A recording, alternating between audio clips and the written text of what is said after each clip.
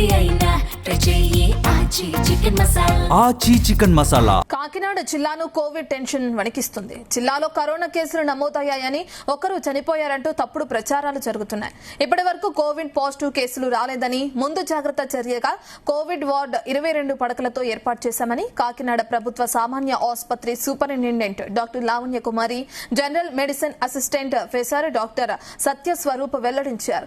Covid అనుమానిత లక్షణాలున్న వారికి పరీక్షలు చేసి పాజిటివ్ వస్తే మెరుగైన వైద్యం అందిస్తున్నామన్నారు. ఎవరికైనా ఈ లక్షణాలు కనిపిస్తే సమూహాల్లో తిరగవద్దని సూచిస్తున్నారు. జిల్లాను భయపెడుతున్న కోవిడ్ పై కాకినాడ జీజీహెచ్ నుంచి మా ప్రతినిధి సాంబశివరావు మరిన్ని వివరాలు అందిస్తారు. రాష్ట్ర వ్యాప్తంగా కరోనా కేసులు ఉన్నాయి అని వైద్య ఆరోగ్య శాఖ ప్రకటించడం జరిగింది. కాకినాడ జిల్లాలో ముందు జాగ్రత్త చర్య ఉభయ గోదావరి జిల్లాలకు ప్రధాన టీచింగ్ ఆసుపత్రి, ప్రధాన ప్రభుత్వ ఆసుపత్రి అయిన కాకినాడ జీజీహెచ్ లో ముందు జాగ్రత్త చర్య మాత్రమే 22 వార్డులతో 22 బెడ్లతో వార్డు ఏర్పాటు చేస్తారు. జీజీహెచ్ సూపరింటెండెంట్ డాక్టర్ లావణ్య కుమారి గారు మనతో ఉన్నారు. కోవిడ్ గురించి ఒకసారి అడిగి తెలుసు. కానీ మరి కాకినాడ జిల్లాలో కేసులు ఉన్నాయని, ఒకళ్ళు అడ్మిట్ అయ్యారని బయట వార్తలు వస్తున్నారు. గవర్నమెంట్ జనరల్ హాస్పిటల్కి సంబంధించినంత వరకు మన దగ్గర ఏ కేసు కూడా పాజిటివ్ గా నమోదు చేయబడలేదండి. ఇప్పటి వరకు ఎవరో కూడా జాయిన్ అవ్వలేదు.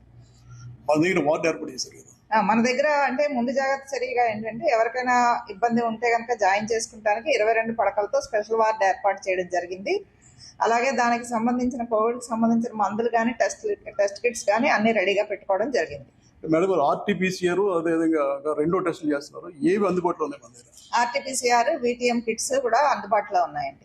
2 అందుబాటులో. అంటే పేషెంట్ ఎప్పుడైనా వచ్చి చేయించుకొచ్చాను దానికి ఏమైనా మామూలుగా వైరస్ అనుమానం ఎలా ఉంటుంది?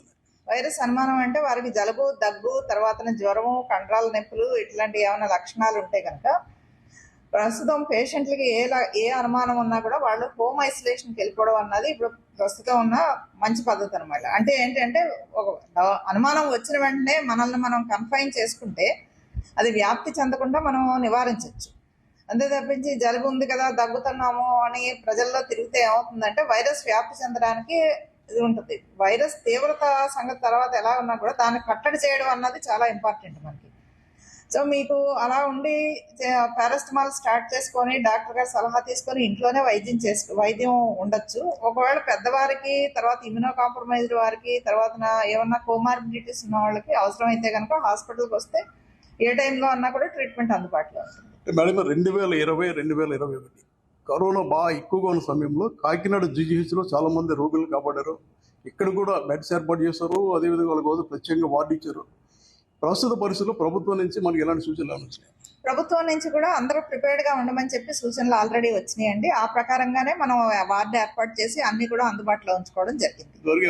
టెస్ట్ కోసం వచ్చారు? ఎవరు రాలేదు. వస్తే చేస్తారు.